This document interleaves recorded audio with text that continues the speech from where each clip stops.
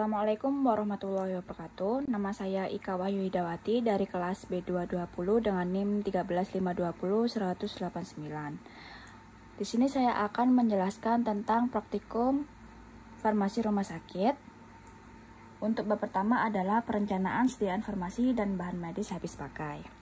Di sini untuk bab 1 saya mendapatkan kasus nomor 3 dengan bahan obat alkes bahan habis pakai sebagai berikut. Untuk yang pertama adalah materi pengelolaan perencanaan sediaan farmasi alkes dan bahan medis habis pakai. Yang pertama adalah kita membuat buku defekta. Buku defekta dibuat untuk mengetahui obat atau alkes atau bahan medis habis pakai apa saja yang habis atau maupun hampir habis, biar kita bisa segera order.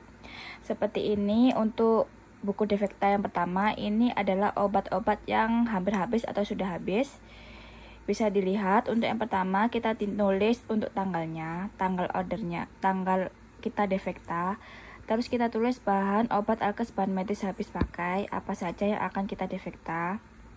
Kemudian untuk jumlahnya dan untuk nama PBF-nya ditulis juga ini, seperti ini. Ini untuk alkesnya juga sampai selesai. Terus yang kedua adalah penggolongan obat. Penggolongan obat terdiri dari penggolongan obat alat. Di dalam buku defekta tersebut, penggolongan obat apa saja yang termasuk alat ini. Kodipren ekspektoran, kodein 10 ml, bisa dilihat seperti ini, dan untuk jumlahnya juga ditulis. Kemudian terdapat golongan narkotika. Terdapat ini seperti ini, kita tulis nama obatnya dan jumlah pesanannya. Kemudian terdapat golongan psikotropika, golongan prekursor, golongan emergency kit, yaitu obat-obat saja biasanya kalau di rumah sakit terdapat di troli emergency itu.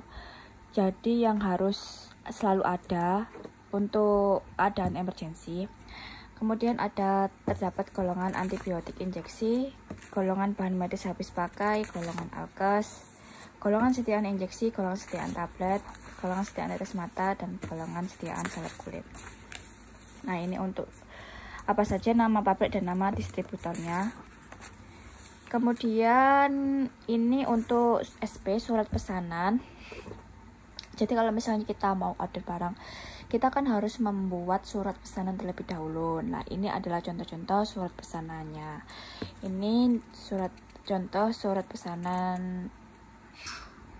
Ini adalah contoh surat pesanan obat kalau misalnya kita mau order obat di supplier atau distributor. Ini contoh surat pesanan obatnya, ada nomor untuk pesanan obatnya, dan ini yang bertanda tangan harus apoteker pengelola apotek, dan ditujukan kepada PBF-nya yang mau kita order dengan menulis nama PBF dan alamat PBF. Jenis obat yang dipesan, ini kita nulis jumlah obat apa saja yang ingin kita pesan dan jumlahnya berapa saja yang akan kita pesan. Kemudian untuk keperluan apotek, nama sarananya ditulis dan alamat sarananya juga, dan untuk ini untuk tanda tangan dan nama untuk apoteker pengelola apotek. Ini untuk pesanan obat di PBF PT Binasam Prima misalnya. Terus ini ada lagi PT Pentavalen, sama kita nulis nama obatnya dan jumlah obatnya. Ini untuk bahan medis habis pakai, kita tulis juga ini nama obat sama jumlah obat seperti ini. Ini untuk contoh pesanan prekursor ya. Sama menulis nama PBF-nya yang mau kita pesan mau kemana. Misalnya yang ini kan contohnya kan Tremensa tablet. Terus kita tulis di sini ada kolom zat aktif, itu diisi. Zat aktif dari Tremensa tablet adalah pseudoephedrine, sediaannya berupa tablet, kekuatannya 60 mg per tablet. Dan jumlahnya yang mau dipesan berapa? 2 box. Terus ini lanjut seperti biasa sama. Dan habis pakai untuk surat pesanan, contoh-contoh surat pesanan. Dan ini untuk surat pesanan psikotropika sama. Ditulis yang bertanda tangan di bawah ini kepala instalasi farmasi atau apoteker pengelola apotek. Dan ditulis alamat apanya. Terus ditujukan kepada PT Kimia Farma dan alamatnya. Terus kita tulis obat psikotropika apa saja yang ingin kita order. Contohnya di sini adalah Stesolid dengan zat aktif dari Zepam untuk sediaan injeksi maupun suppositoria. Dan ini kekuatannya juga ditulis dan jumlah berapa saja yang ingin kita order. Ini untuk pesanan psikotropika dengan nama PPF yang berbeda. Dan ini untuk narkotikanya sama juga. Lanjut untuk bab 2. Untuk bab 2 adalah penyimpanan sediaan farmasi dan bahan medis habis pakai. Di sini untuk bab 2 saya mendapatkan kasus 4 dengan nama obat, nama injeksi, dan nama bahan medis habis pakai sebagai berikut. Dan ini untuk nama PPF-nya yang ditentukan. Nah, untuk yang pertama adalah checklist barang datang. Kalau misalnya kita tadi kan sudah membuat SP, terus kita order dan barangnya itu yang kita order itu sudah datang. Nah, ini kita melakukan checklist barang datang apa saja. Gimana caranya itu kita barang datang apa saja yang sudah datang. Nama barangnya ini ditulis, terus nomor fakturnya sesuai nomor faktur masing-masing obat. Dan banyaknya itu ditulis juga ini. Sesuai enggak sama yang kita order itu kita ini ditulis di centang-centang ini. Sesuai enggak? Kita kan tadi ordernya sebanyak 24 box. Terus yang datang itu waktu datang itu dicek yang datang itu beneran 24 box apa enggak. Kalau misalnya sudah sesuai ya dicentang sesuai. Kalau misalnya tidak sesuai dicentang tidak sesuai. Misalnya kita pesen 24 box, ternyata yang datang cuma 23 box. Jadi kan kayak tidak sesuai gitu loh. Jadinya dicentangnya itu di bagian sini, tidak sesuai. Kalau misalnya sudah sesuai ya sesuai. Terus jangan lupa tanda tangan petugas ini yang mengecek checklist barang datang tersebut. Dan ini adalah setelah di checklist, terus kita menulis di buku penerimaan barang apa saja yang sudah kita terima. Setelah yang kita order tadi apa saja yang sudah kita terima, ini kita tulis ulang. Pelongan jenis obatnya itu apa, kalau obat ya obat, kalau injeksi ya injeksi. Dan ini banyaknya, terus sesuai apa enggak, penerimaan barang yang sudah kita cek tadi itu sesuai apa enggak. Kalau sesuai ditulis sesuai, kalau tidak sesuai ya dicentang ya tidak sesuai. Dan jangan lupa paraf petugas yang melakukan buku penerimaan barang. Ini seperti ini. Terus yang ini adalah contoh kartu stok obat. Misalnya kita kan tadi order obat Cefadroxil 500 mg kapsul. Kemasannya adalah box. Terus kita masukkan aja satu box isi 100 tablet. Ya udah kita masuk 100. Terus sisanya juga 100 karena barang sudah datang. Jangan lupa ditulis ED dan paraf petugas yang melakukan pengecekan kartu stok. Seperti ini. Ini contohnya sama semua. Sesuai kita melakukan update kartu stok sesuai barang yang datang yang kita sudah pesan, kita order dan barang sudah datang tadi. Dan ini adalah kita melakukan buku harian narkotika. Jadi buku harian narkotika itu dalam sehari itu sediaan narkotika apa saja yang telah keluar selama kita bertugas untuk bekerja dalam satu shift. Misalnya ini ada Codiproncum expectorant. Fakturnya ini kita ordernya di PT Kimia Farma dengan nomor faktur sekian. Terus tanggal masuknya, tanggal masuk Codiproncum sebanyak 10 box. Terus untuk hari ini nomor resepnya itu berapa aja, nomor resep dari dokternya itu yang obat tersebut itu digunakan untuk nomor resep berapa aja, itu kita tulis di sini. Terus jangan lupa nulis nama dokternya juga kita tulis, nama pasiennya yang memakai obat tersebut itu siapa juga kita tulis. Jangan lupa menulis nama selain nama pasien kita juga menulis alamat pasien. Terus kita menulis pemakaian pasien tuh dipakai berapa sih pasien tersebut. Ini pasien misalnya Bu Ila ini pakai 10 tablet, udah kita tulis 10 tablet. Terus jangan lupa kita nulis stok sisa akhir dari sisa obat sediaan tersebut ke Dipenkum itu sisa 9 box. Awalnya kan tadi masuk 10 box, terus satu boxnya kan isi 10 tablet. Terus 10 tablet kan digunakan untuk pasien atas namanya Ila, jadi sisanya kita tulis 9 box. Sama juga dengan sediaan injeksi narkotik juga sama, kita tulis nama obatnya, ini nama PBF dan fakturnya, tanggal masuk, jumlah barang yang masuk hari itu 10 ampul. Obat tersebut dikeluarkan untuk nama resepnya sekian dari dokter sekian, terus dengan pasien berikut, alamat pasien berikut, dan keluarnya 1 ampul, jadi sisanya 9 ampul. Awalnya kan 10 ampul, terus dipakai pasien Pak Budi ini 1 ampul, jadi sisa akhir dari morfin di akhir dinas kita itu waktu kita stok itu tinggal 9 ampul. Kita rekap gitu. Misalnya ini cuma 1 pasien, nanti kalau misalnya banyak pasien ya kita tulis semua apa aja di waktu shift kita bekerja itu keluar berapa gitu obatnya. Ini juga sama untuk pemakaian psikotropik juga ditulis juga, narkotik dan psikotropik. Dan ini contoh untuk faktur. Kalau misalnya kita habis membuat surat pesanan kan kita melakukan pengorderan, terus barang datang kita cek. Waktu barang datang kan biasanya itu ada kayak waktu barangnya datang kan kita selain ngecek kan pakai fakturnya bapaknya juga kan waktu serah terima itu, terus kita tuh cek sesuai apa enggak. Misalnya ini contoh fakturnya ya, ada kita order di PBF United Diko Citas, ini ada alamatnya, alamat PBF-nya, terus ada izin cabang PBF, izin cabang PAK, terus kode pelanggan kita, terus tanggal kita order 31, jatuh tempo pembayaran 22 Februari. Customernya alamat rumah sakit dan nama rumah sakit ini, terus ini kode barang, nama barangnya, barang apa saja yang kita order, misalnya ini hasilkan 1 mili dengan nomor batch sekian, terus ED-nya juga sekian, jumlahnya sekian, satuan box, harga, ada potongan harga apa enggak, sama jumlah harganya.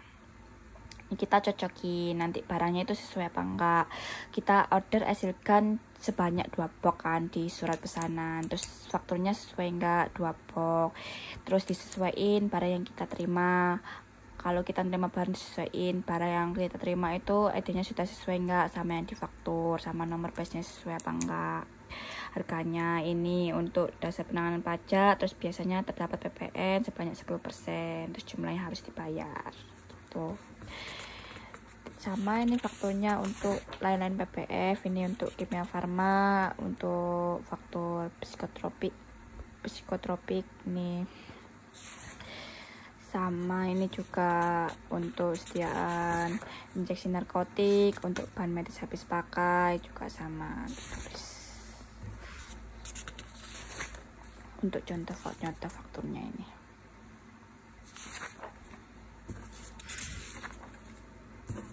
Jangan lupa setiap kita terima kan kita penerimanya siapa itu kita nulis nama terang, jam kita menerima, terus biasanya di stempel rumah sakit. Ini untuk contoh fakturnya. Selanjutnya untuk bab 3 ada penyimpanan sediaan farmasi bahan habis pakai. Untuk bab 3 saya mendapatkan contoh kasus nomor 1 dengan obat, injeksi, dan bahan medis habis pakai sebagai berikut. Di sini ada materi pengelolaan penyimpanan sediaan farmasi, alkes, dan bahan medis habis pakai. Contohnya yang pertama adalah penandaan obat lasa. Obat lasa itu apa? Obat lasa sendiri artinya look alike, sound alike. Adalah obat-obat yang memiliki nama, rupa, dan ucapan yang mirip dan perlu diwaspadai agar tidak terjadi kesalahan dalam pengambilan obat. Misalnya yang di sini kan ada Valisan B injeksi 2 mili sama Valisan B injeksi 5 mili. Nah itu dalam rak obat injeksinya itu kita tempeli stiker lasa. Berarti kita itu biar ada kewaspadaan double gitu loh waktu kita ngambil itu, biar dicek oh Lhasa berarti kan harus hati-hati, harus dilihat lagi, jangan sampai kita itu salah ambil antara 2 mili sama 5 mili. Terus yang ini kan itu dosisnya yang hampir sama gitu, mirip. Valisan injeksi 2 mili, valisan injeksi 5 mili kan. Yang membedakan kan hanya dosisnya. Terus yang kedua ini, contoh kasus yang kedua ini ada cefazolin injeksi 1 gram sama cefotaxime injeksi 1 gram. Dari namanya berbeda, tapi dari bentuk rupa itu waktu barang datang kadang itu mirip. Kalau misalnya kita order di pabrik yang sama atau PBF yang sama, itu kan kayak cuma beda judulnya aja, cuma beda cefazolin sama cefotaxime. Jadinya kita itu harus ada kayak teliti lagi gitu loh. Terus ini yang ditempel Lhasa. Terus yang ketiga itu ada fraksion sirup sama prores sirup. Ini juga rupanya itu mirip, dari namanya mirip, rupanya juga mirip. Itu juga perlu ditempel Lhasa. Biasanya kalau obat-obat seperti ini itu waktu penyimpanan barang itu dijarai antara satu obat dengan obat yang lain. Misalnya valisan B injeksi, valisan B injeksi 2 mili, terus disekat sama milos atau sama apa, terus habis milos terus valisan B injeksi 5 mili. Nah, jadi biar nggak dempet waktu penyimpanan barang itu, biar nggak dempet, terus biar kita itu nggak salah ambil juga, kayak meminimalisir untuk salah ngambil. Begitu juga dengan cefazolin sama cefotaxime disekat sama obat lain, fraksion sirup sama prores sirup disekat sama sirup yang lain yang kayak beda gitu warnanya, dari segi warna ataupun rupa ataupun nama, biar meminimalisir kesalahan. Terus yang kedua ada obat high alert. Obat high alert adalah obat-obatan dengan kewaspadaan tinggi karena sering terjadi kesalahan serius sentinel event secara signifikan berisiko membahayakan pasien bila pengelolaannya kurang tepat. Di sini ada petidin injeksi, dopamin injeksi, valisamin injeksi, dan karboplatin 500 ml injeksi. Dan ini untuk penandaan high alertnya, yaitu berupa segitiga merah atau tulisannya high alert. Itu adalah artinya obat-obat yang perlu kewaspadaan tinggi. Terus ini untuk sistem penyimpanan obat, contohnya itu ada FIFO. FIFO sendiri itu artinya first expired first out. Metode pengelolaan barang memanfaatkan barang yang masa kadaluarsanya lebih dekat terlebih dahulu. Misalnya ini kan ada 3 barang datang kan. Ada yang warna oranye, merah sama hijau. Ini obat ABC datang, terus kita simpan, melakukan penyimpanan. Yang obat pertama itu ED-nya Maret 2023, obat yang kedua 2 bulan Desember 2022, dan obat yang ketiga bulan November 2022. Lah yang keluar terlebih dahulu dalam sistem FIFO itu yang warnanya hijau, yang ED-nya lebih dekat. Di antara yang ketiga ini kan yang ED-nya lebih dekat kan yang hijau ini, bulan November 2022. Lah itu yang ED dekat itu yang dikeluarkan lebih dulu, yang dijual lebih dulu biar laku lebih dulu, biar yang expired itu laku lebih dulu, keluar lebih dulu gitu. Untuk yang kedua ada sistem penyimpanan, yaitu FIFO, yang berarti first in first out. Metode pengelolaan barang dengan cara mengeluarkan atau memanfaatkan barang yang pertama masuk sebagai yang kali pertama keluar. Misalnya ada lagi contoh obat oranye, merah sama hijau, ini obat ABC datang kan, tapi datangnya dalam waktu yang tidak bersamaan.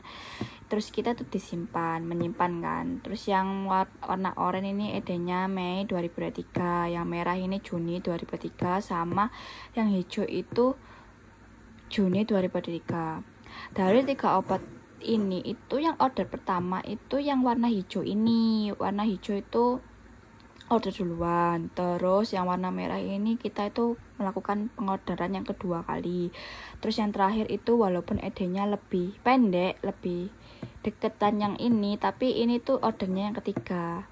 Tapi tetap yang dikeluarkan lebih dulu itu ya order yang pertama ini, yang warnanya hijau ini, walaupun ED-nya itu lebih lama daripada order yang ketiga. Tapi dalam sistem FIFO itu yang first in first out. Untuk yang pertama kali kita order itu, yang pertama kali itu yang keluar, yaitu yang hijau ini. Yang keluar terlebih dahulu ya tetap yang hijau ini gitu.